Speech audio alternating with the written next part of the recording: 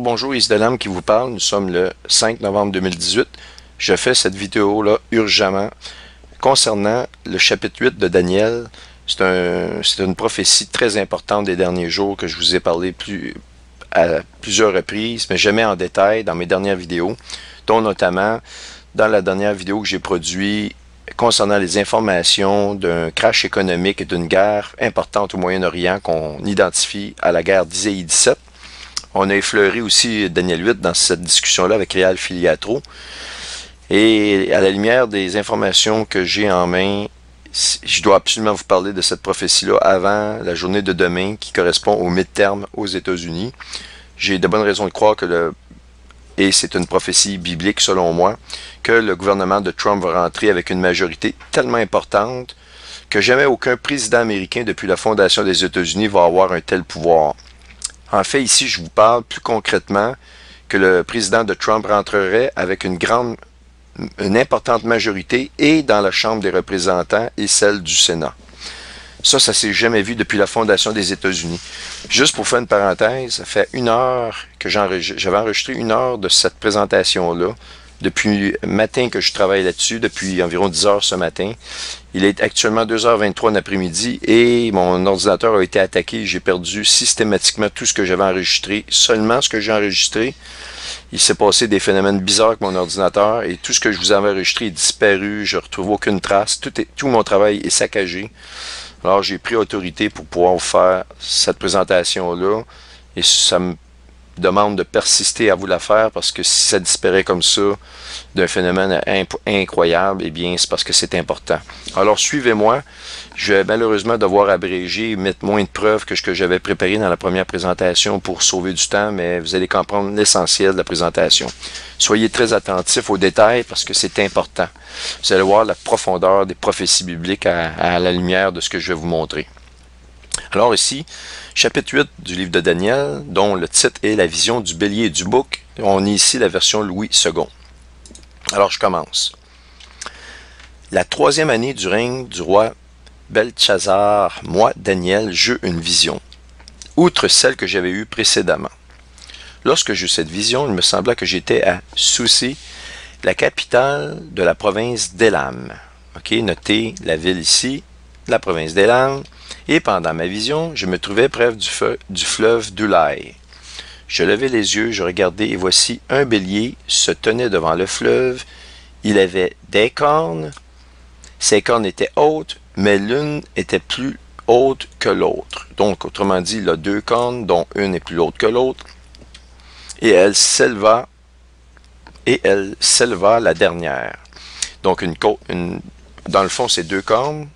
OK? Le bélier a 2 cornes, dont une est beaucoup plus haute que l'autre. Ça veut dire que c'est 2 rois qui règnent sur ce pays-là, dans lequel un est plus puissant ou a plus d'influence que l'autre. Je vis le bélier qui fait près de ses cornes à l'occident, vers l'ouest, autrement dit au septentrion au nord, et au midi qui est le sud. Aucun animal ne pouvait lui résister, il n'y avait personne pour délivrer sa victime, il faisait ce qu'il voulait, il devint puissant. OK, on va regarder ici, premièrement, la province d'Élam et la ville de Soussé. Ici, nous allons voir, en anglais, c'est Sousa. Nous allons voir sur une map, sur une carte, où ça se situe. Alors, allons-y. Alors donc, la province d'Élam, on la voit ici, on voit la carte, on va grossir ça. Alors, vous avez le golfe Persique, ni plus ni moins. Et du côté nord-est, nous avons la région d'Élam.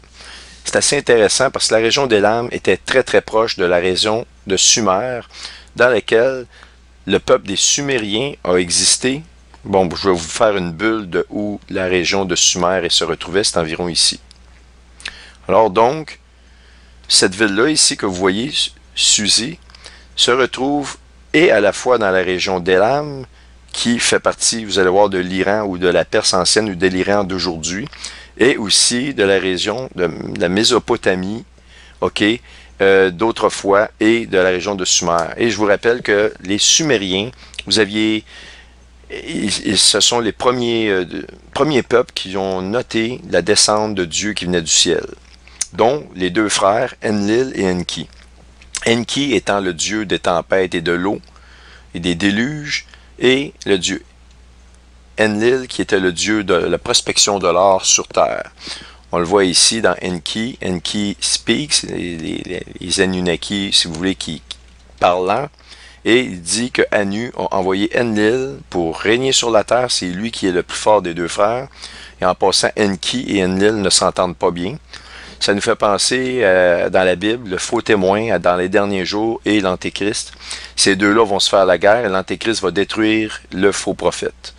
C'est une reconstitution, si vous voulez, de cette ancienne croyance-là des Sumériens.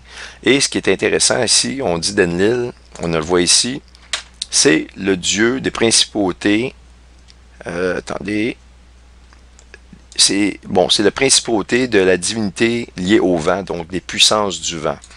Ce qui est intéressant, c'est qu'on a la correspondance qui nous est dit dans la Bible. Dans Éphésiens 2, on nous dit que vous étiez morts par vos offenses et par vos péchés, dans lesquels vous marchiez autrefois, selon le train de ce monde, selon le train du prince de la puissance de l'air. Ça confirme que donc l'Antéchrist, sous la puissance de Satan, et le prince se fait appeler le prince de la puissance de l'air, de l'esprit qui agit maintenant dans les fils de la rébellion. Donc on nous le confirme, les fils de la rébellion qui sont sous le contrôle du prince de la puissance de l'air. Et c'est pour ça que pour toute personne qui n'a pas accepté Jésus-Christ dans son cœur, en repentance, de toute la force de son cœur, avec tout son amour, sa sincérité, eh bien, ces gens-là sont toujours sous l'influence de Satan, si vous voulez, et donc du prince de principauté de l'air. Ce qui fait en sorte que ne vous étonnez pas si vous êtes chrétien et que depuis que vous l'êtes, vous vous faites attaquer par des gens qui eux-mêmes ne savent pas pourquoi, ils ne vous aiment pas, ils vous attaquent, vous persécutent. Eh bien, c'est à cause de cela. Ils demeurent sous l'influence du prince des puissances de l'air. Donc, la Bible nous identifie, nous confirme que Satan est aussi le prince de la puissance de l'air, ce qui est exactement Enlil. Et Enlil est le dieu de la prospection de l'or. Et c'est assez incroyable parce que dans le système économique, on vous a dit le renversement du système économique qu'on vous parle, et bien dans Jacques 5, eh bien on nous confirme, là je vais vous le relire un peu, donc c'est l'Éternel qui parle aux hommes riches, et ici lorsqu'on parle d'hommes riches, on ne parle pas d'hommes qui possèdent de l'argent, mais ceux qui possèdent le système bancaire. Alors ils ont la possibilité de contrôler l'argent, d'en imprimer tant qu'ils veulent pour faire tout ce qu'ils veulent. Alors, ils ont toute cette puissance-là. Alors, à vous maintenant, riches, pleurez et gémissez à cause des malheurs qui viendront sur vous. Vos richesses sont pourries, vos vêtements sont rongés par la teigne. Votre or et votre argent sont rouillés et leur or s'élèvera en témoignage contre vous. Donc, votre or et votre argent, un système ici basé sur l'or. Et ce système-là dévorera leur chair comme un feu. Vous avez amassé des trésors dans les derniers jours. Voici le salaire des ouvriers qui ont moissonné vos champs et dont vous les avez frustrés, cris, et les cris du moissonneur sont parvenus jusqu'aux oreilles du Seigneur des armées. Vous avez vécu sur la terre avec des voluptés, dans la volupté, dans les délices, vous avez rassasié vos cœurs au jour du carnage. Alors donc, vous avez ramassé des trésors dans les derniers jours, donc c'est une prophétie vraiment des derniers jours, c'est spécifié ici, noir sur blanc, et au jour du carnage. C'est quoi le jour du carnage? C'est le jour de l'Éternel, c'est le début des tribulations. Donc, lorsque vous allez voir ce système-là tomber, sachez que l'enlèvement est à la porte. Et cette crise économique-là, elle est accompagnée d'une guerre très, très importante que j'identifie moi personnellement à la guerre d'Isaïe 17 et qui englobe aussi Daniel 8 que je suis en train de vous montrer.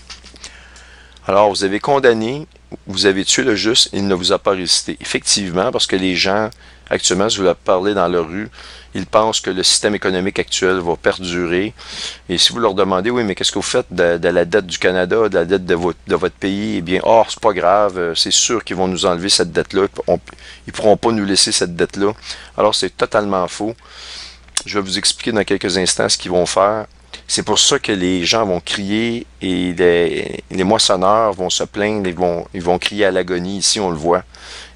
Voici le salaire des ouvriers qui ont moissonné vos champs et dont vous les avez frustrés, crient à l'injustice. Je vais vous expliquer pourquoi ce qui va se passer. Ce qui est intéressant ici, ce système économique-là qui arrive sur Terre correspond à, ici, pour les chrétiens, au verset 7. Soyez donc patients, frères, jusqu'à l'avènement du Seigneur. Donc l'enlèvement qui va arriver, la venue de Jésus ici. Alors, donc tout ça, on le voit ici.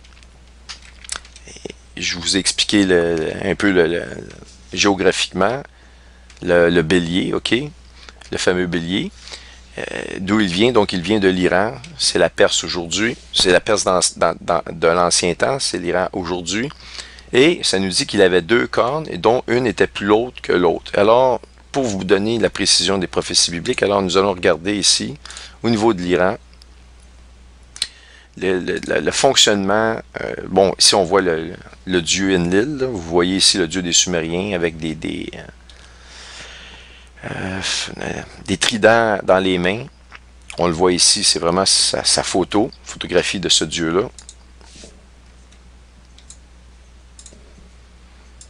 Alors, si nous regardons le leader suprême de l'Iran, l'ayatollah Khomeini, eh bien, on nous dit que carrément, le suprême leader, le leader suprême, est le plus puissant, is more powerful than the president of Iran. Il est plus puissant que le président de l'Iran. Il chapeaute des postes très importants, dont plusieurs au niveau du militaire, du gouvernement et de la justice, du système judiciaire de l'Iran. Donc, vous avez une preuve ici que le leader religieux, qui est un des 2 leaders qui chapeaute l'Iran, est plus puissant que l'autre, qui confirme que la Bible nous dit carrément, ici, qu'il y avait une corne plus haute que l'autre. Mais l'une était plus haute que l'autre. On le voit ici. Alors donc, je suis désolé, là, mon ordinateur fait des drôles de phénomènes actuellement. Alors donc, plus haute que l'autre. Et ça, c'est une confirmation d'une prophétie absolument inouïe. Alors continuons dans l'élaboration, dans la description de Daniel 8. Juste avant de continuer, je vais juste vous montrer un détail, parce que je vous en ai parlé, je ne l'ai pas montré, mais ici, vous avez la ville de Susi, en Iran. Ok, je vous ai dit, c'était l'ancienne, ça chapeautait l'ancienne Mésopotamie, Sumer, et aussi la région d'Elam, qu'on voit ici, que vous voyez ici. Donc, voyez-vous, la ville de Susi est en Elam.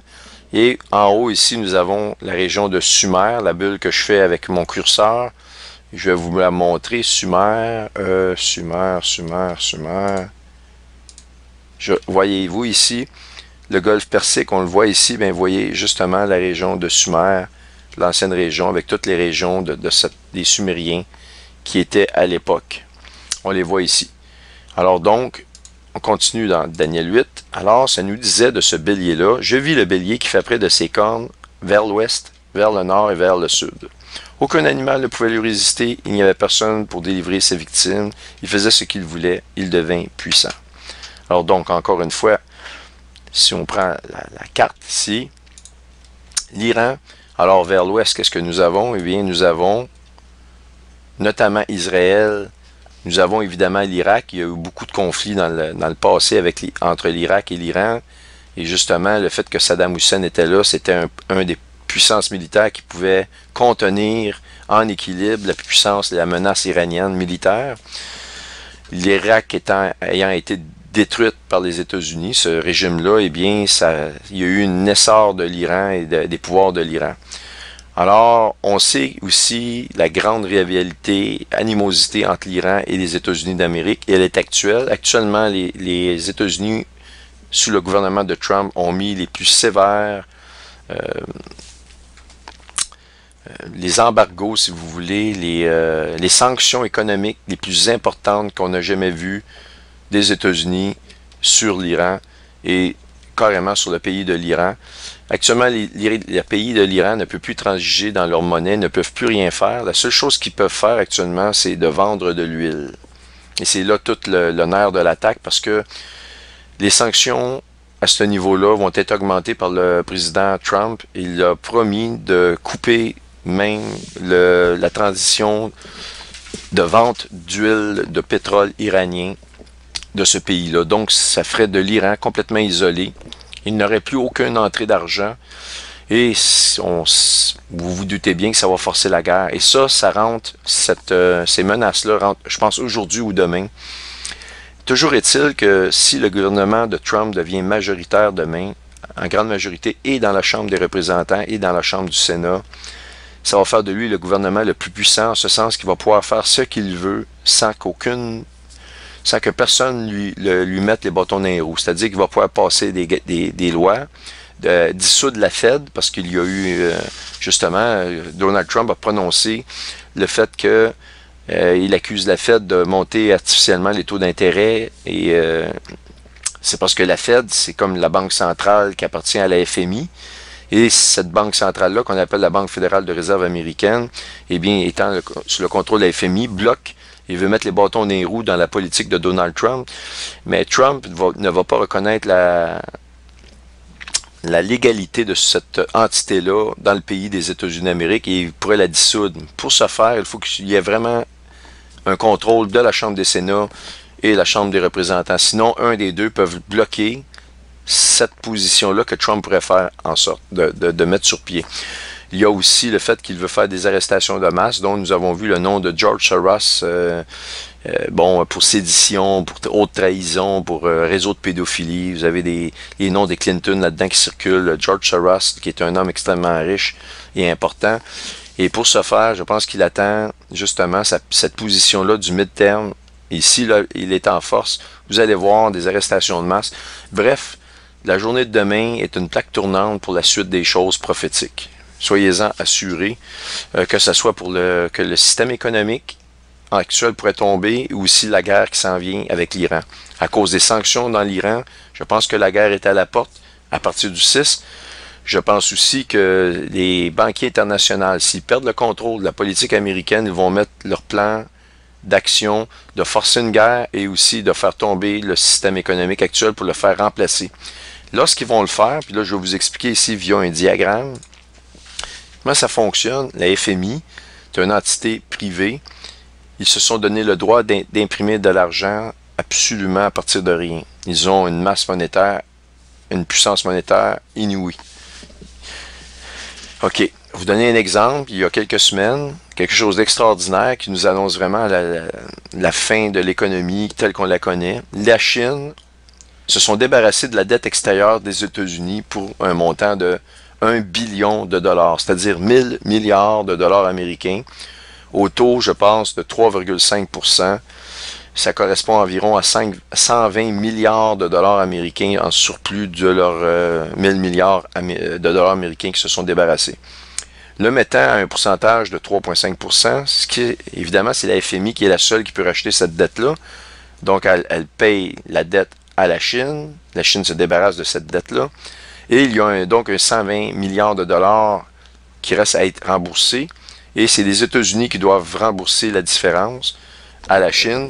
Et imaginez-vous le trou que ça fait dans le budget de l'économie américaine.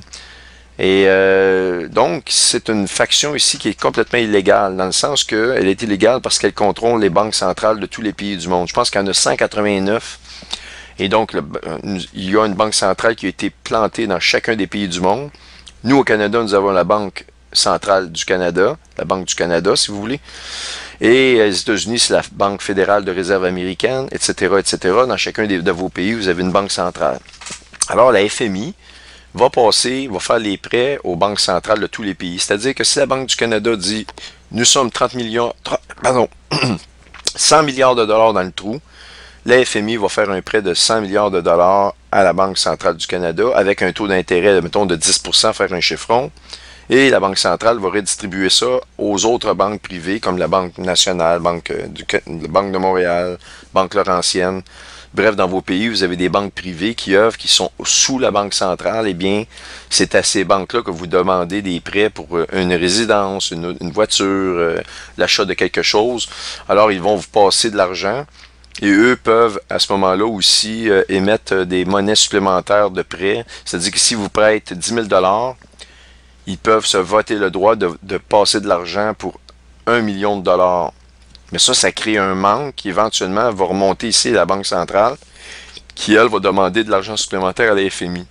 Ce qui est la grande fraude à l'intérieur de tout ça, c'est que au Canada, nous avons la loi sur les banques, et la Banque centrale du Canada, il est interdit de mettre des intérêts. C'est une loi qui ne peut être abrogée ou changée même dans le futur.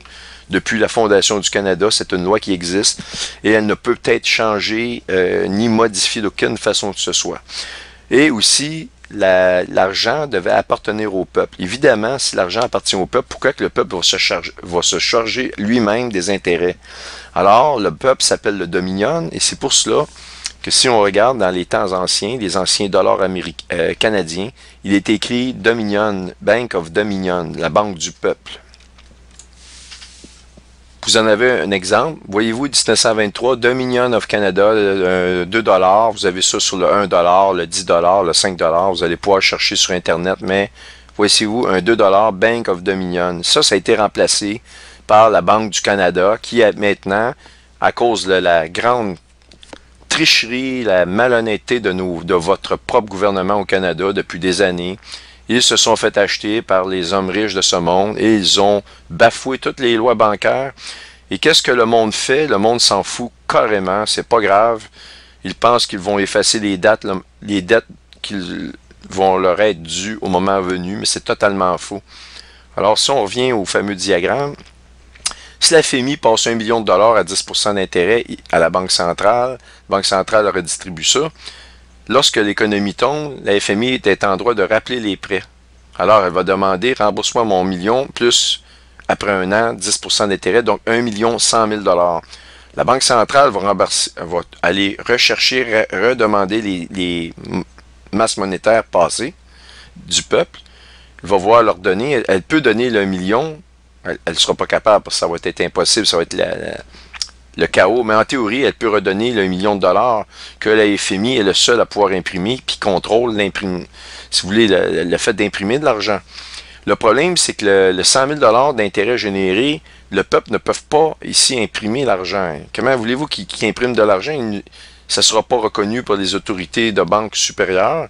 Alors, ils vont pouvoir rembourser théoriquement le million de dollars, mais la FMI va dire, vous nous devez encore 100 millions. Alors, ils vont dire, ben, vous nous devez donc 100 millions et on va distribuer ça par tête de pipe. Et en plus, ils vont dire, maintenant, nous avons un nouveau système économique qui est basé sur de l'électronique. Il n'y a plus de liquidité. Et la nouvelle valeur de ce dollar-là, électronique, va être basée à 20% de la valeur de ce que vous aviez avant, ce qui était basé sur l'économie américaine, le dollar américain, qui est le pétrodollar. Les États-Unis. Et ça, ce système-là, comme je vous l'ai dit, va être basé sur l'or seulement. Alors donc, c'est pour ça qu'on voit la Chine, la Russie, acheter de l'or depuis des années, ils se préparent, et cela même au détriment de leur propre économie, car ils savent que le nouveau système, comme Jacques V nous le dit, est basé sur l'or. Les États-Unis d'Amérique n'ont plus aucun réserve d'or, n'ont plus de lingots, ni même le Canada. Alors, ils ne pourront pas manœuvrer dans ce genre de système-là, car ils n'auront pas l'or nécessaire. Et alors, à ce moment-là, la valeur du dollar électronique va être de moindre qualité. Alors, imaginez-vous, les gens vont se faire mettre des prêts qui vont se rapatrier. Alors, peut-être au Canada, on va avoir 500 000 $ à payer pour chacun des travailleurs. On va leur rembourser ça. Mais chaque dollar qu'on va travailler va valoir 20% de la valeur. Donc, ça va être comme l'équivalent d'avoir quasiment 2 millions de dollars sur notre tête, par tête de pipe, pour travailler, pour rembourser ces dettes-là. Alors, imaginez-vous, là, les chiffres ici peuvent varier. Là. Je ne vous dis pas que ça va être 500 000 $, mais ça va être une somme énorme. Alors, les gens vont crier, et c'est pour ça que dans Jacques, chapitre 5, on le voit ici, à Éphésiens, c'est Jacques ici, on voit que ceux qui ont labouré les champs ont été frustrés et crient à l'agonie finalement. Les moissonneurs vont crier, et c'est pour ce que je viens de vous expliquer maintenant. Donc, le bélier qui frappe vers l'ouest, il se frappe aux États-Unis. Au nord, vous avez la Russie au nord. Si on regarde encore une fois la fameuse carte, nord de l'Iran, qu'est-ce que nous avons? Eh bien, nous avons la Russie, ni plus ni moins. Et au sud, qu'est-ce que vous avez? Vous avez l'Arabie Saoudite. Vous avez vu les échauffourées, même l'Irak, dans le passé. Et le terroriste, eh bien, l'Iran est soupçonné par les organisations internationales, par les États-Unis d'Amérique, d'avoir financé, c'est la principale entité qui finance le terrorisme international, dont plusieurs attentats à Moscou et en Russie de façon générale.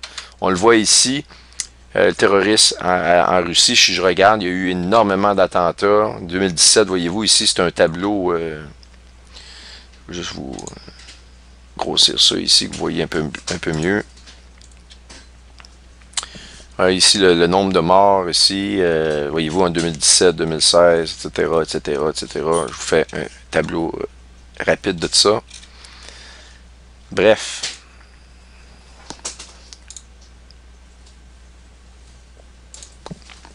Le terrorisme en Russie. Par contre, si on regarde depuis le début, la Russie va nier complètement que l'Iran a quelque soit affaire avec les groupes terroristes de quoi que ce soit.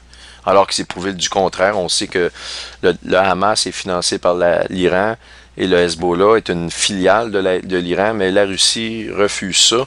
En fait, c'est parce que la Russie est alliée avec l'Iran, ils ont un but commun.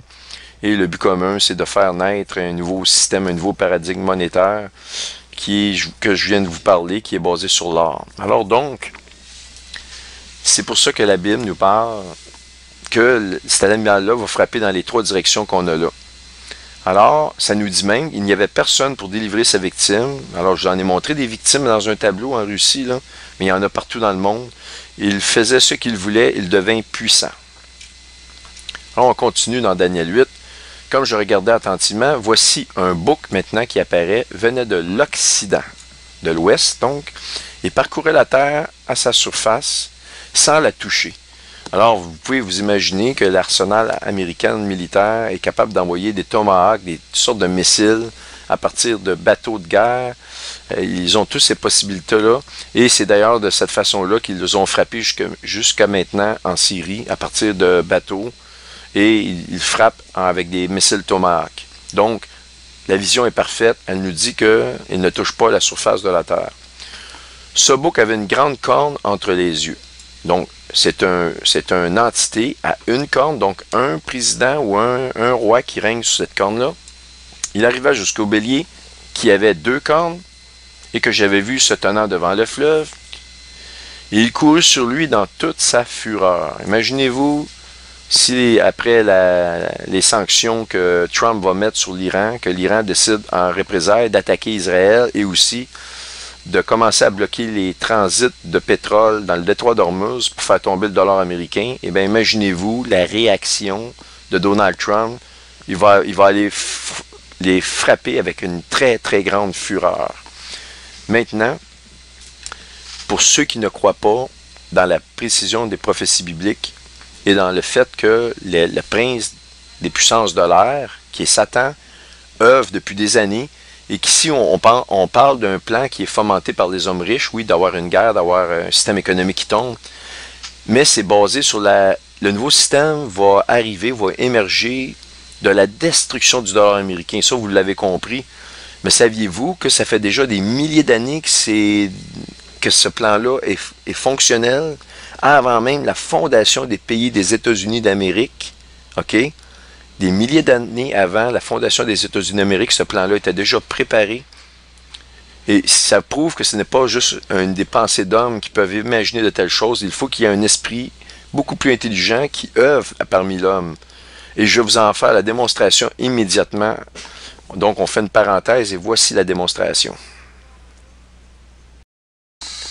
Alors donc, comme je vous ai dit, c'est Enlil qui va régner sur terre et c'est le vérificateur d'or. Donc, on voit que l'esprit de ce Dieu-là, qui est le même que celui d'Éphésiens 2, l'esprit de Satan qui est le fils qui agit maintenant dans les fils de la rébellion. Donc, voyez-vous, ça nous dit que c'est l'esprit qui agit dans les fils de la rébellion. Qui sont les fils de la rébellion? Dans les psaumes 2, vous irez lire les psaumes 2, la Bible nous dit que tous les maux qui viennent sur terre, ce sont les hommes riches de la terre qui ont fomenté et qui vont même combattre Jésus-Christ et ses oints. Donc, pourquoi qu'ils n'aiment pas Jésus? Parce que Jésus va venir régner sur terre, ils veulent le combattre parce que c'est eux qui veulent régner sur terre. Ils veulent prendre le contrôle. Ils veulent être comme des dieux et se payer toutes les fortunes de la terre et posséder toutes les richesses de la terre. Ils ne veulent pas en posséder une partie, ils veulent toutes les avoir sur tout leur contrôle. Et la masse des gens qui vont travailler sous eux sont des esclaves finalement. C'est ce qu'ils veulent. Alors, voyez-vous, la Bible nous dit l'esprit qui agit dans les fils de la rébellion et qui est... C'est qui l'esprit? L'esprit vient de où cet esprit-là? Il vient du prince, des principautés de l'air. OK? Alors, je vais vous prouver que c'est un esprit qui agit, parce que, comme je vous dis, c'est un plan qui date d'avant même la fondation du monde. Alors, vous comprendrez que des hommes, 1000 ans avant la fondation des États-Unis, ne pouvaient pas penser que, oui, voir un pays dans 1000 ans, ça va devenir le pays le plus puissant. De ce pays-là, on va créer un nouveau dollar qu'on va détruire pour remplacer ça avec un dollar qui va être basé sur l'or. C'est impossible, sur 2-3 000 ans, qu'un plan de même soit établi dans des choses qui n'existent pas. Alors, je vais vous le prouver que ce plan-là existait déjà et que ça vous prouve une prophétie incroyable de l'esprit qui agit dans les fils de la rébellion. Alors voici. Sur le dollar américain, vous reconnaîtrez le fameux, je vais vous montrer l'image du dollar américain, premièrement. One US dollar bill. OK, US dollar bill. OK, on voit ici, ça c'est une vidéo, pardon, une image. Alors c'est celle-ci que je veux voir. OK, voyez-vous ici la pyramide des Illuminati. On va grossir ça. Voyez-vous ici le fameux, dans le bas de la pyramide ici, il faudrait que je grossisse encore.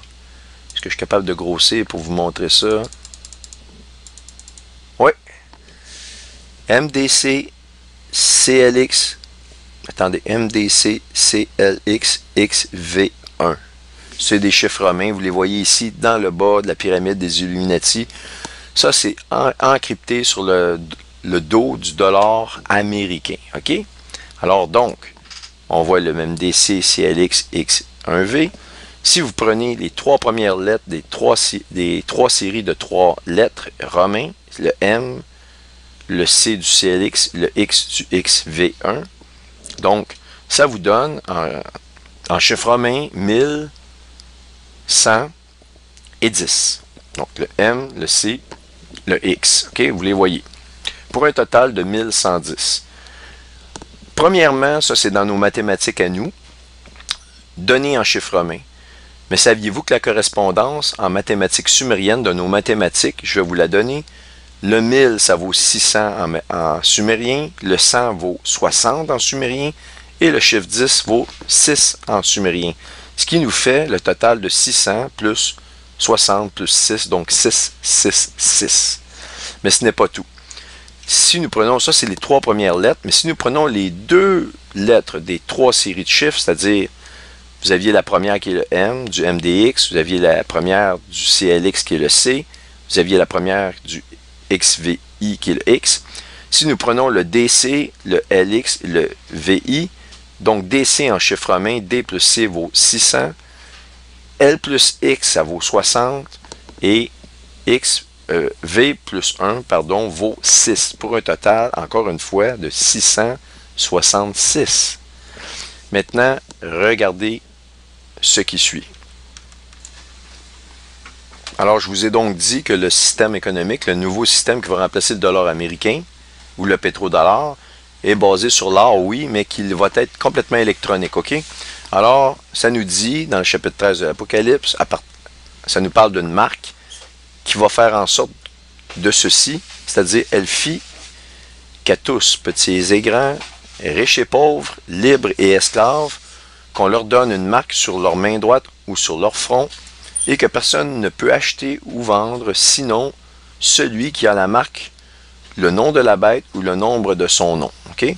Ici est la sagesse que celui qui a de l'intelligence compte le nombre de la bête, c'est un nombre d'hommes, et son nombre est de 666. OK?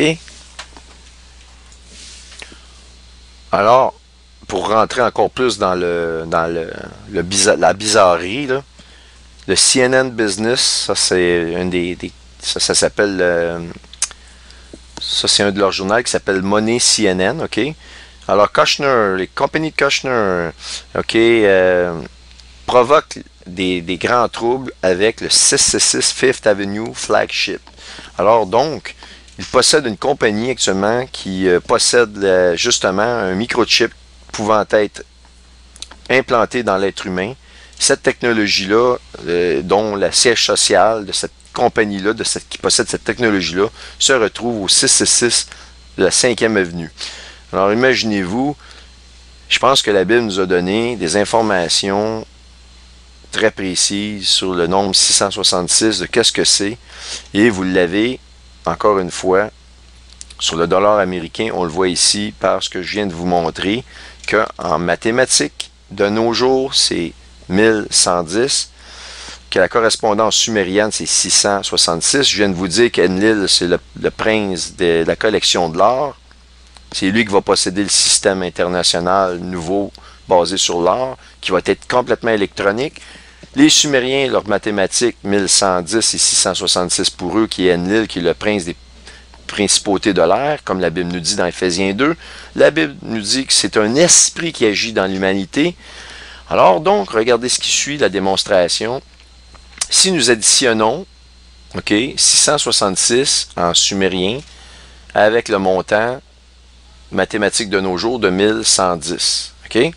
Donc le 1110 qui est les 3 premières lettres des séries de 3 chiffres. Les deux ici, si on les prend, on les additionne, on a 666. Donc 1110 plus 666, nous avons donc 1776.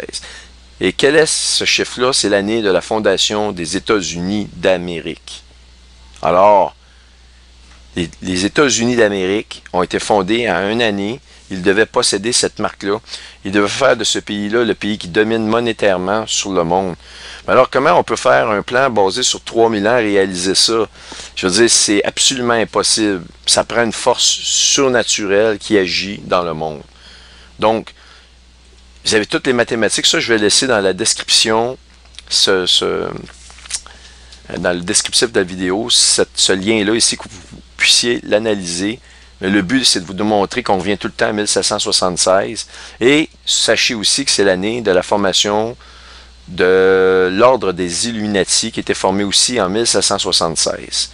Alors, ça prouve ceci. Tout ça prouve qu'aucun homme ne pourrait faire ça par lui-même, fomenter un plan, voir dans le futur que quelque chose arriverait et de faire exactement ça des milliers d'années d'avance, alors qu'un pays n'existe pas. Rendre un pays le plus puissant de toutes les nations modernes en quelques centaines d'années, c'est impossible de penser ça. Et c'est encore moins possible que ce pays-là va dominer sur la monnaie qui maintenant va être changée pour un autre système qui est prophétisé encore une fois dans la Bible. Voyez-vous la profondeur des prophéties bibliques? J'espère que je la fais ressortir du mieux que je peux. J'avoue que j'étais un peu stressé, j'ai peur, j'ai prié pour pas que ces vidéos-là disparaissent encore une fois de mon disque dur. C'est vraiment, c'est troublant ce qui se passe, mais bon, je pense que le Seigneur va me permettre de vous montrer ces choses-là avant la date de demain, qui correspond au mi-terme. Et je vous dis, la date de demain, selon moi, c'est la plaque tournante de tous ces éléments-là que vous allez voir. Alors donc, on revient à notre fameux bouc qui venait de l'Occident, qui vient de l'Ouest justement, qui parcourt la Terre sans toucher sa surface. Il a une grande corne entre les yeux. Il est arrivé contre le bélier à 2 cornes qui est l'Iran, et qu'on avait vu se tenant devant le fleuve d'Iran, le fleuve d'Ulai. Il courut sur lui avec sa fureur. Je le vis qui s'approchait du bélier, qui s'irritait contre lui. Il frappa le bélier et lui brisa les 2 cornes. Donc, les États-Unis, parce que vous allez voir que la grande corne, c'est vraiment les États-Unis, c'est correspond d'ailleurs à Donald Trump. La Grande Corne va vraiment détruire le régime iranien qu'on connaît, qui est de dirigeant actuellement, qui est l'ayatollah, le système, si vous voulez, politique va être brisé. L'Iran va être brisé. De cette guerre-là qui va être très, très rapide. Donc, le bélier lui frappa les 2 cornes, il lui brisa les 2 cornes, sans que le bélier ait la force de lui résister. Autrement dit, ça va être rapide, ça va être avec grande force. L'Iran va se faire ramasser de façon très solide par les États-Unis d'Amérique. Et il le jeta par terre et le foula. Il n'y eut personne pour délivrer le bélier. Donc, la Russie va rester quand même à l'écart de cela.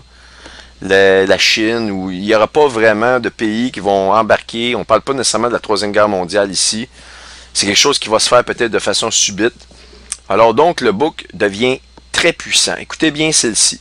Le bouc devient très puissant. Mais lorsqu'il fut puissant, sa grande corne se brisa.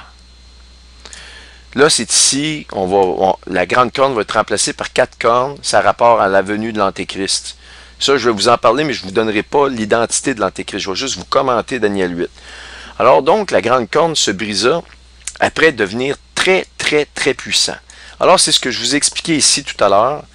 C'est que le bouc, qu'il devienne très puissant. Alors, si la Bible nous prend la peine de nous dire ça, moi, la seule chose mon analyse, la seule chose que je peux voir, c'est que Donald Trump, demain, va gagner et le Sénat, la Chambre du Sénat avec une grande majorité, et aussi la Chambre des représentants avec une grande majorité. Alors, si vous voyez ça, sachez que vous rentrez bientôt à la maison, sachez que tout ce que je vous ai dit là est véridique. La guerre est à la porte. Les sanctions sur l'Iran vont faire que l'Iran va bouger et les États-Unis n'auront pas le choix d'aller là et de défendre le pétrodollar, car c'est la seule façon qu'ils peuvent garder leur économie. Trump n'a pas beaucoup de temps. Il va devoir même dissoudre et remplacer le système de la Banque fédérale de réserve, car il sait très bien que c'est un système corrompu que nous voyons ici, la FMI. Si je regarde ici, oups, pardon.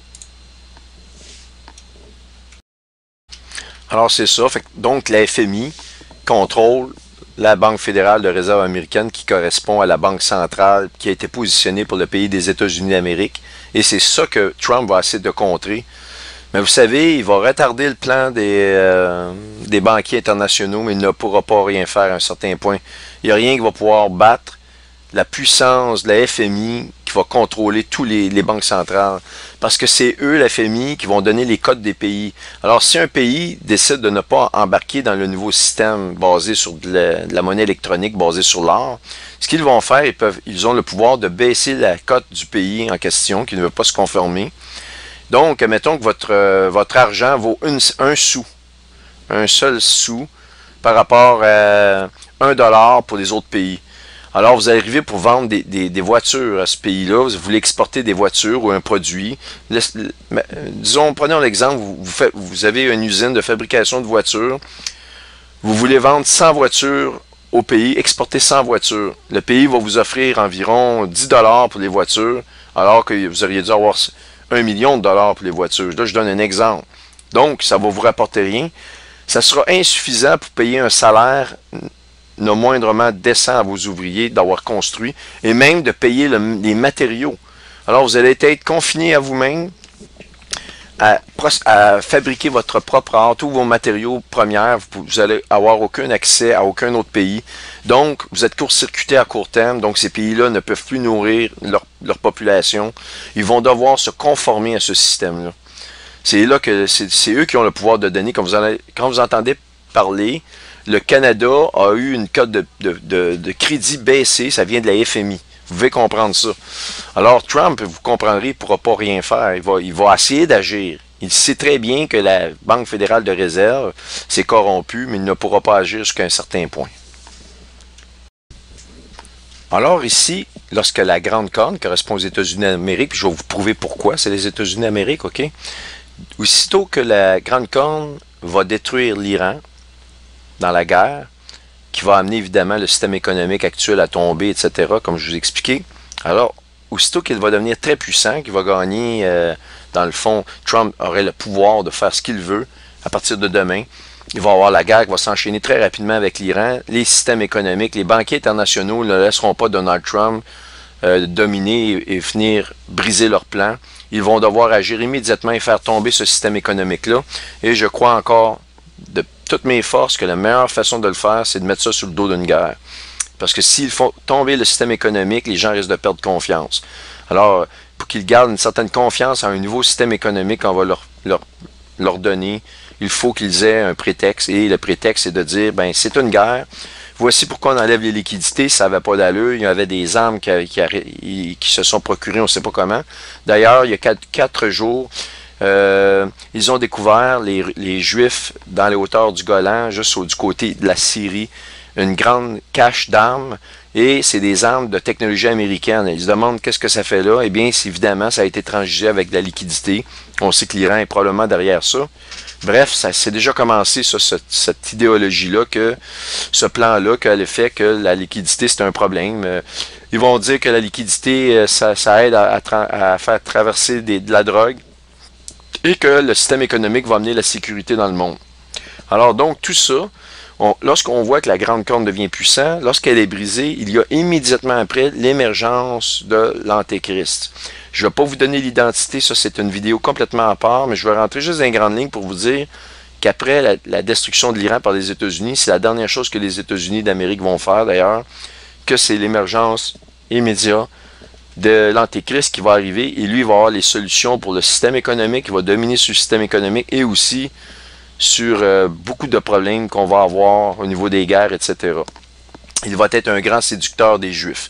Alors on regarde ici, 4 grandes cornes s'élèvent pour remplacer celle qui était grande et qui est puissante du bouc qui s'est brisée. Et donc, il y a 4 grandes cornes qui s'élèvent pour remplacer celle-ci, du 4 vents des cieux, des 4 directions, si vous voulez. De l'une d'elles sortit une petite corne. Et voilà, ça c'est l'Antéchrist qui va émerger des 4 grandes cornes qui remplacent la plus grande du bouc ici, qui s'agrandit beaucoup vers le midi, vers l'Orient et vers le plus beau des pays. Le plus beau des pays ici, eh bien ça, on se doute bien qu'il s'agit d'Israël. Elle s'éleva jusqu'à l'armée des cieux. L'armée des cieux, ça c'est intéressant ici. Elle fit tomber à terre une partie de cette armée et des étoiles, et elle les foula. Alors, qui a le pouvoir d'avoir un contrôle sur les armées célestes? Évidemment, c'est Dieu. Mais qui va les faire tomber sur terre, les faire précipiter sur terre avec une partie des étoiles? Eh bien, la réponse, on la retrouve évidemment dans le chapitre 12 de l'Apocalypse. On le voit ici. Alors, c'est le grand dragon rouge qui est Satan, le diable, si vous voulez, qui se présente. Donc, on va avoir la présence de Nibiru aussi, d'une voie astronomique qui va arriver environ dans le même temps. D'ailleurs, si vous allez sur le site de Marshall Master, que je considère le meilleur recherchiste sur Planète X, il confirme qu'il a vu de ses propres yeux, au début du mois d'octobre, Planète X, confirmé par quelques-uns de ses auditeurs. Il dit que c'est des auditeurs très fiables et très sérieux qu'il connaît personnellement. Malheureusement, il n'a pas pu prendre de photographie, mais ils ont identifié la même position, le même objet. Il dit ceci dans son article, le dernier article qui est disponible, qui était disponible dans les derniers jours, là, quand j'ai consulté son site. Il dit que l'effet que ça lui a fait, il ne pensait jamais que ça lui ferait ça. Il dit quand tu constates de tes propres yeux de voir cet objet-là, eh bien, c'est quelque chose que vous ne pourrez jamais oublier comme effet. Alors, je ne vous dis pas qu'elle est visible en tout temps maintenant, mais ça veut dire qu'on a les premières observations réelles à l'œil nu. Alors, donc, elle est vraiment sur le point de faire son apparition. OK? Alors, c'est tous des signes. Donc, le grand dragon rouge qui est Satan, il va entraîner le tiers des étoiles du ciel. Nous savons que Satan a amené le tiers des démons, pas des démons, mais des anges qui sont devenus des démons. Il a entraîné avec lui dans sa chute contre Dieu le tiers des anges du ciel. Donc, on voit, il entraîne son armée céleste, le tiers des étoiles. Dans la Bible, les étoiles sont souvent comparées à des anges déchus, de fallen stars, donc des démons. Et on le voit aussi un peu plus loin ici, au verset 7. Il y eut une guerre dans le ciel, Michael et ses anges combattirent contre le dragon, qui est Satan, et le dragon et ses anges combattirent, on le voit ici, mais ils ne furent pas les plus forts, et leur place ne fut plus trouvée dans le ciel. Donc l'armée céleste que vous voyez dans Daniel 8, on vous la montre ici, ce sont les armées de Satan. Elle fut précipitée. Le grand dragon, le serpent ancien, appelé le diable, Satan, celui qui séduit la terre, il fut précipité sur terre, et ses anges furent précipités avec lui. C'est les armées célestes, on les voit ici carrément. Alors, vous les avez ici. Et donc, des 4 cornes qu'on voit ici, qui remplacent la corne qui était Trump, dans le fond, qui est devenue très puissante, qui a gagné le Sénat, que je pense va gagner la Chambre des Sénats, la Chambre des représentants. Selon les sondages actuellement, les démocrates disent qu'ils gagnent, mais il ne faut pas se fier là-dessus. On va voir, je pense, une surprise demain. Alors, puis ça va se parler dans les médias, là, vous allez voir, ils vont dire c'est jamais vu, ils vont dire hey, ce fou-là de Trump qui a gagné, qu'est-ce qu'on va devenir? Ils vont déjà préparer le terrain, parce qu'ils vont dire c'est un fou, là, puis là, c'est un fou furieux qui a tout le pouvoir qu'il veut. Alors, moi, je m'attends à ça, personnellement. Alors, donc, cette grande corne-là, remplacée par 4 cornes, d'où émerge la petite corne qui contrôle les armées célestes que je vous ai montré dans le chapitre 12. C'est ni plus ni moins que l'Antéchrist et Satan. Elle s'éleva aussi jusqu'au chef des armées, lui enleva le sacrifice perpétuel. Alors vous comprendrez que celui qui va enlever le sacrifice perpétuel dans le livre de Daniel, Jésus nous le dit, c'est Satan qui va se présenter dans le sanctuaire, qui va se proclamer Dieu, dans le temple de Dieu, qui va arrêter le sacrifice perpétuel. Vous en avez la preuve. La montée de l'Antéchrist après ces choses-là. Tenez bon parce qu'on est vraiment rendu là. L'armée fut livrée avec le sacrifice perpétuel à cause du péché. La corne jeta la vérité par terre. Elle réussit dans ses entreprises. Et oui, Satan, c'est le roi du mensonge. Il renverse tout. La vérité, c'est le mensonge pour lui. Le mensonge, c'est la vérité. Le bien et le mal est le bien. Écoutez, tout est... On le voit d'ailleurs, les gens actuellement, ils n'ont plus de sens commun. Il n'y a plus d'amour. Vous parlez des gens, vous parlez des lois qui ont passé en France sur la pédophilie. Les gens, ça les dérange pas. Écoutez, les gens ont perdu tout le sens d'amour, sens commun.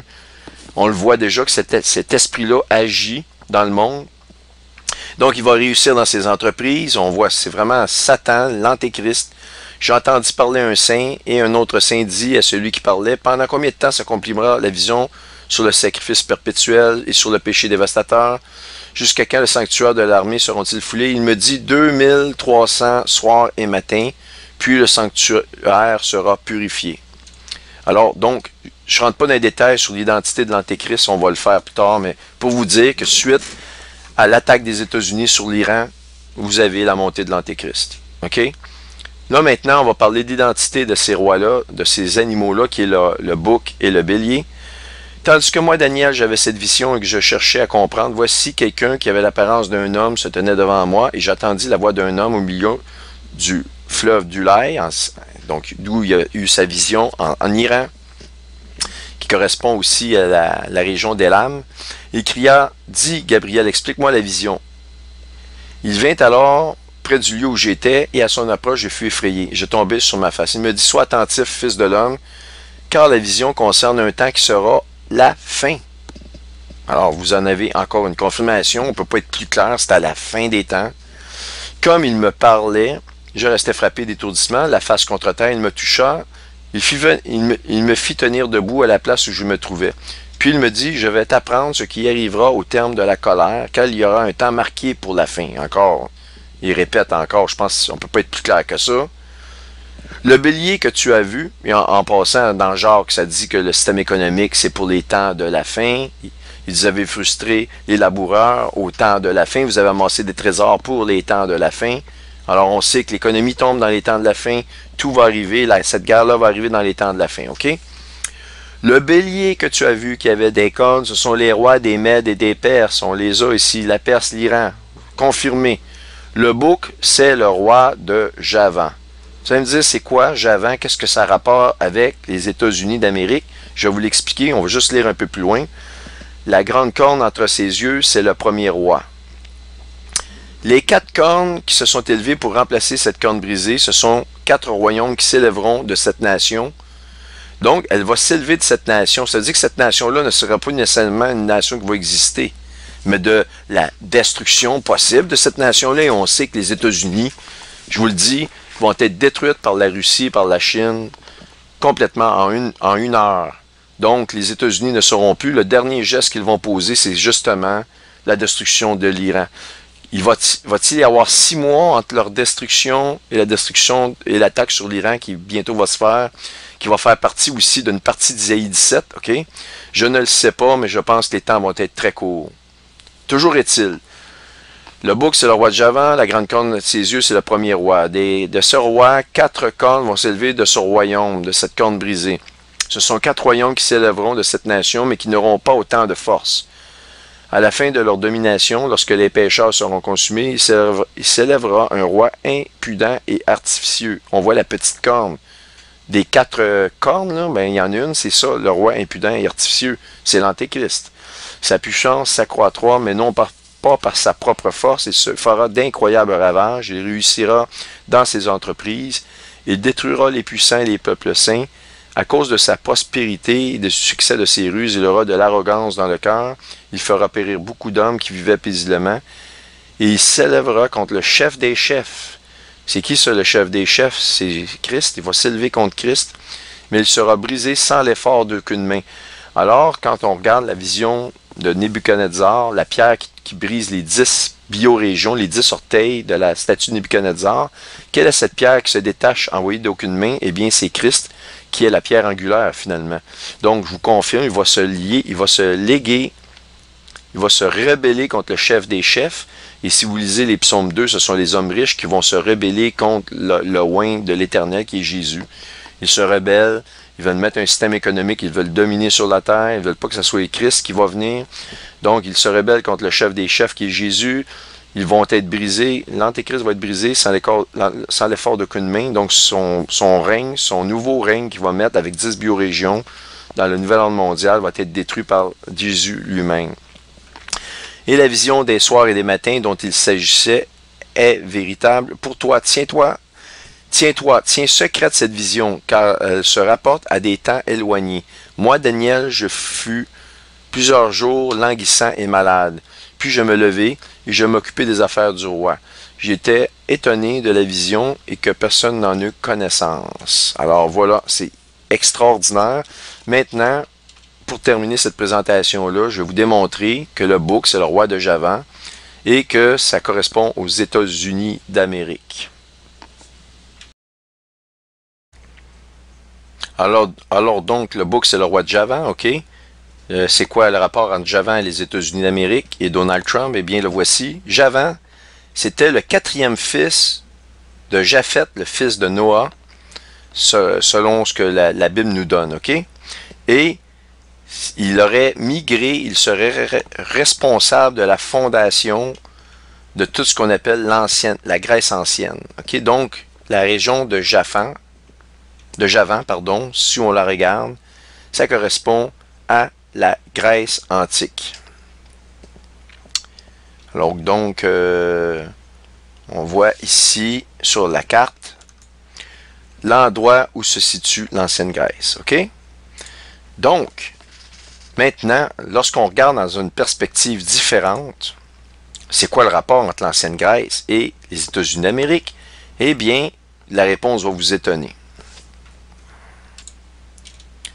Alors, ici, c'est un article qui nous dit quelles sont les similarités entre l'Amérique actuelle, la société américaine actuelle et l'ancienne Grèce. OK? Bon, il parle ici en regard avec les arts, l'architecture, la politique, etc.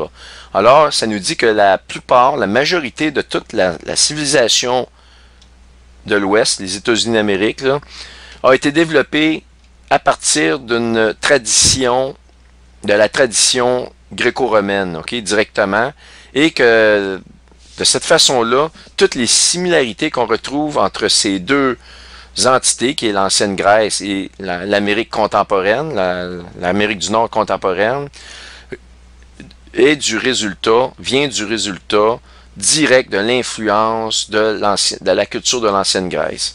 Là, vous l'avez ici directement. On nous dit notamment que l'origine de la démocratie origine de Athènes, de l'ancienne Grèce, de la ville d'Athènes. Et que les États-Unis, même si c'est techniquement une république, ok, a eu une influence directe, ok, provenant, si vous voulez, des anciens modèles qui proviennent de l'ancienne Grèce. Même si c'est pas exactement la même chose, on voit ici qu'ils ont pris leur influence sur le modèle des anciennes cultures comme l'ancienne Grèce. L'architecture maintenant, on nous parle que c'est la même chose, ok? On a cette influence-là qui vient de l'ancienne Grèce, dont ici le Lincoln Memorial que je vais vous montrer, qui lui-même a été influencé, l'architecture a été influencée directement de l'architecture de l'ancienne Grèce. Pardon, ici, je suis obligé de revenir. Et donc, ça, c'est une autre preuve de l'influence importante de l'ancienne Grèce sur le pays des États-Unis d'Amérique, qui est une entité spécifique. Alors, on a juste à regarder, premièrement, le Lincoln Memorial. Voyez-vous ici le bâtiment? Eh bien, vous retrouvez ce type de bâtiment-là, pas dans la Grèce d'aujourd'hui, qui n'a rien à voir avec la Grèce antique, mais vous retrouvez ce type de bâtiment-là avec des grandes colonnes dans la Grèce antique. Alors, ici, c'est un article que je vais mettre aussi dans la description de la vidéo, ainsi que cet article-là, ici, vous allez pouvoir constater et lire par vous-même que c'est exactement, si vous voulez, une influence de la Grèce ancienne. Donc, voyez-vous ici, on le voit, Design After the Temples of Ancient Greece. Donc, on nous parle du Lincoln Memorial. Il n'y a pas juste ça, on a juste regardé la Maison Blanche, toute la structure qu'on a à Washington. C'est vraiment intéressant de voir que le pays est contrôlé de Washington, D.C., si vous voulez. Et on regarde l'architecture de cette ville-là et elle est basée vraiment sur l'ancienne Grèce. Donc, le président des États-Unis est ni plus ni moins le président de Javan, de l'esprit de Javan. C'est qu'il contrôle un pays dans lequel l'architecture, même la politique, est faite en relation directe avec la Grèce ancienne. Maintenant, regardez bien, ça va vous ébranler ce que je vais vous montrer là. Vous savez que depuis des années, je vous montre des choses dans les étoiles. Et vous allez me dire, voici ici quelques constellations. On va mettre ici, on va faire ça comme ça. On va mettre, si vous voulez, on va faire apparaître la Terre, ici. Vous voyez le ciel. Alors, reconnaissez-vous ces constellations-là, ici? J'imagine que la plupart, vous ne reconnaissez pas dans ce que je vous montre ici. La raison pour laquelle, c'est que vous pouvez utiliser Stellarium avec plusieurs formes de connaissances astronomiques de cultures différentes. Je m'explique.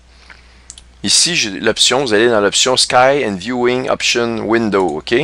Lorsque vous cliquez là-dessus, là, voyez-vous, ici, je suis sur celle qui est chinoise. Il y a celle qui est arabe. Voyez-vous, les constellations sont complètement différentes de ce que je vous ai déjà montré.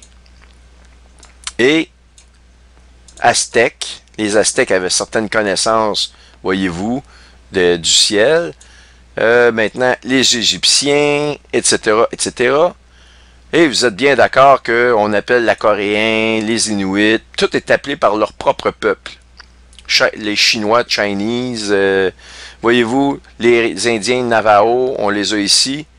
Tout à coup, curieusement, comme on dit en anglais, out of the blue, parti comme de nulle part, on a l'idée du western, de l'ouest. Alors, western, on ne dit pas américaine, on ne dit pas nord-américaine, on nous dit western. Parce que c'est la plus jeune de ces, si vous voulez, de ces systèmes astronomiques-là. C'est celle-ci que j'utilise et que tous les astronomes actuellement, même dans le monde, utilisent pour la plupart. J'ai jamais vu quelqu'un utiliser la chinoise. Bon, pour de l'astrologie, ils peuvent se baser sur la connaissance chinoise. Mais ni plus ni moins, en astronomie, lorsque n'importe quel astronome se parle dans le monde entier, c'est comme le langage universel de l'anglais, on utilise le système western. Ça devient intéressant ce que je vais vous montrer là. Y a-t-il quelqu'un d'entre vous qui peut m'expliquer? On voit ici, là, vous reconnaissez les constellations que je vous parle depuis des années. Je vais enlever ici la surface de la Terre, qu'on voit le ciel. On nous parle de Saturne. OK, quand je vous dis que les États-Unis sont influencés, le système de l'Ouest prend son influence sur les croyances gréco-romaines. Saturne, c'est un dieu romain. Sagittarius, c'est grec. Scotum, c'est grec. Apollo est grec. Vous avez toutes ces croyances-là, c'est dans la mythologie grecque et romaine. Zeus ou Jupiter, la planète Jupiter, c'est un dieu romain. Alors, pouvez-vous m'expliquer comment ça se fait que les gens du monde utilisent un système basé sur une croyance gréco-romaine, alors que la Bible elle-même, OK, la Bible, bon, si je regarde chapitre 12, Apocalypse 12, on va y aller ici.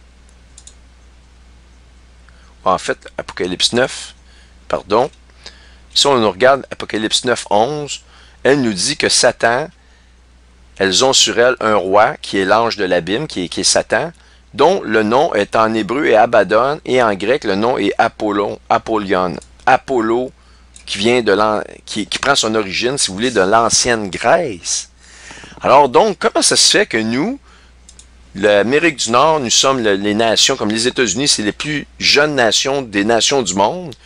On a l'influence, c'est nous autres qui avons l'influence de l'astronomie du monde, des croyances de l'astronomie du monde, mais que cette origine-là vient justement de l'ancienne Grèce. Alors, la réponse, vous comprenez, le bouc, c'est le roi de Javan. C'est lui qui contrôle le pays dans lequel sa fondation profonde origine de la Grèce ancienne et aussi de Rome, mais aussi particulièrement de la Grèce ancienne. Et la Bible nous confirme ceci en nous disant que le roi des anges de la Bible s'appelle Apollo. Vous ne trouvez pas ça extraordinaire, ce que je vous montre là? Donc ici, dans la map que vous voyez ici, dans cette, si vous voulez, ces constellations-là, lorsque je vous ai montré des comètes comme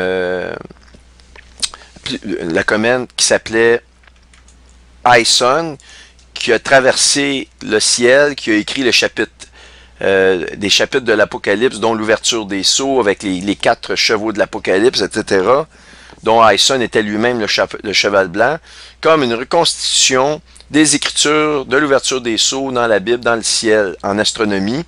Lorsque je vous parle que dans le chapitre 4, lorsqu'on nous parle de l'enlèvement de l'Église, qu'il va avoir, que le trône, c'est le soleil, etc., les positions des étoiles qui correspondent vraiment à des images qu'on peut voir dans l'astronomie. Lorsque je vous ai montré le grand dragon rouge qui va se placer devant la femme, il faut être absolument dans la croyance romaine, pas romaine, mais grecque. Le grand dragon rouge qui se place devant la femme, prêt à dévorer l'enfant, on voit la présence de Jupiter. C'est ni plus ni moins la renaissance de la mythologie grecque et romaine, et non pas de la chinoise. Donc, la grecque et la romaine, et on l'appelle pas, pourquoi qu'on ne l'aurait pas appelé the Greece, Ancient Greece System?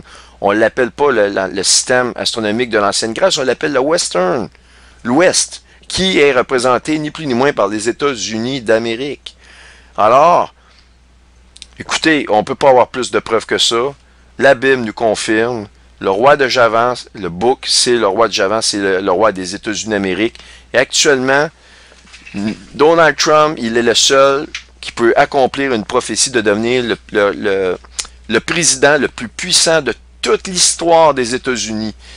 Et il va accomplir d'aller détruire l'Iran. Et tout est en place. Nous voyons que le détroit d'Ormuz est contrôlé par l'Iran.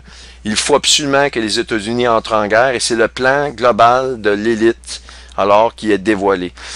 Alors ceci constitue pas mal la fin des explications. Comme je vous dis, pour ce qui est des 4 cornes et de la petite corne qui est l'Antéchrist, dans laquelle je vous ai décrit, qui émerge immédiatement après la destruction de l'Iran par les États-Unis d'Amérique, par le gouvernement de Trump, ce que moi je pense qui va arriver dans les prochaines semaines, prochains jours, avec la tombée des marchikors, ce que vous allez voir ces choses-là, la guerre d'Isaïe 17 qui va être juxtaposée. Lorsque les Américains vont attaquer l'Iran, il va falloir que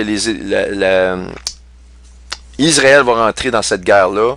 Il va bombarder la ville de Damas pour la détruire complètement et ça va passer dans tous les médias du monde. Lorsque vous allez voir ça, la tombée des marchés, sachez que votre délivrance est proche et nous allons voir de nos yeux l'émergence, l'apparition de l'Antéchrist. Alors, je vous en ai parlé ici de façon très sommaire. Je vous ai juste démontré que c'est l'apparition de l'Antéchrist qui émerge lorsque Trump va être détruit, lorsque les États-Unis vont être détruites. Lorsque la grande corne, cette grande corne qui est dans le Trump-là, va être brisée, alors émerge de ce système-là l'Antéchrist. Alors, ça, on va vous donner tous les détails, pourquoi il en est ainsi, en vous donnant l'identité de l'Antéchrist. Alors, je vous remercie de votre écoute. Je vous remercie d'avoir vraiment l'esprit ouvert, de voir que c'est tellement profond, que ça nous amène encore une fois à des prophéties bibliques. On voit dans le chapitre 9 qu'on nous donne le nom d'Apollon qui est identifié. Et lorsqu'on regarde même le chapitre 12, le grand dragon qui se présente devant la femme pour dévorer l'enfant, la mythologie du roi Orcus. Orcus, c'est en grec, c'est un dieu grec qui mange les enfants à leur naissance. C'est toutes des choses que j'ai montrées et qui correspondent aussi au dieu Renfant, qui est le dieu qui a une étoile pentagonale qui correspond à la surface de Saturne. Saturne qui est le dieu romain, l'équivalent romain du dieu Orcus grec. Alors, la mythologie grecque, elle est à la pleine porte décrite dans la Bible. On le voit dans le chapitre 12, dans le chapitre 9, on le voit dans l'ouverture des sceaux. Alors, c'est tellement profond qu'aucun homme ne peut avoir pensé à ces choses-là. Il s'agit de véritables prophéties inspirées par Dieu qui vous aime et qui vous dit, tournez-vous encore pendant qu'il est encore temps. Donnez votre vie au Seigneur. Vous avez encore le temps de le faire. Faites-le immédiatement. N'attendez plus parce que la surface de cette terre, la géopolitique de cette terre, l'économie de cette terre, c'est terminé. C'est imminent. Vous allez assister de vos propres yeux à des changements majeurs. Alors, j'ai fini l'enregistrement avec ça, que j'ai dû recommencer quasiment en double, en espérant que tout aille bien pour que je puisse vous mettre ça aujourd'hui sans faute, que vous sachiez d'avance ce que je vous annonce pour demain, mais ce n'est pas moi qui vous l'annonce, selon moi. En fait, pas selon moi, ce n'est pas moi qui vous l'annonce, c'est dans le livre de Daniel au chapitre 8 que vous avez toutes ces prophéties-là. C'est une prophétie extrêmement importante que je devais absolument vous parler. Alors, soyez tous bénis, puis je vous remercie de votre écoute.